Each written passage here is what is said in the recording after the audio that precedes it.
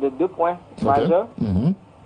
Donc, le premier, il s'agit de la pose de la première pierre de la chefferie, de l'édifice de la chefferie traditionnelle de Doropo. Il faut dire que la chefferie de Doropo fait partie de la chambre régionale des chefs traditionnels du royaume de Muntani.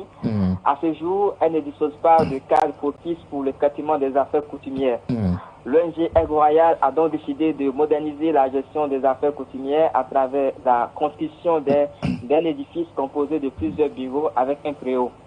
La pose de la première pierre s'est tenue le jeudi dernier au quartier Koulongo. Cet édifice va permettre à la chefferie, en qualité d'auxiliaire de l'administration, de gérer les affaires coutumières et servir de cadre pour le règlement des litiges. Le lendemain, la population de Doropo a rendu un hommage au président de cette ONG en la personne de Ouattara Ansonda Al-Moussafa, dit Anso Ouattara, pour ses nombreuses actions humanitaires en faveur de son département. Il a été doublement distingué lors de la 8e édition du prix Les bâtisseurs de la Côte d'Ivoire moderne, en abrégé BASSI.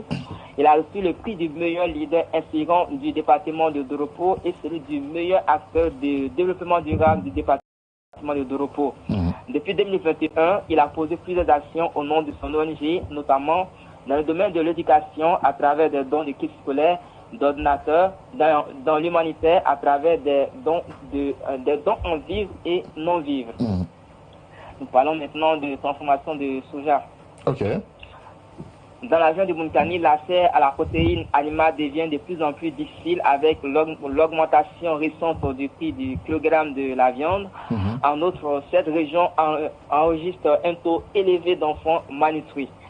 Pour la direction régionale de l'agriculture, du développement rural et des productions vivrières, le soja avec 30 à 45% de protéines peut combler cette carence dans l'alimentation des populations.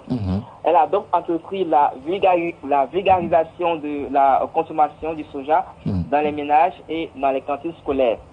D'ailleurs, le vendredi dernier, à l'initiative de la direction régionale de l'agriculture, du développement rural et de la production vivrière, une centaine de femmes de la sous-préfecture de Bouna se sont retrouvées dans le village de Nomidor pour une formation à la transformation et à l'utilisation du soja dans les recettes de cuisine.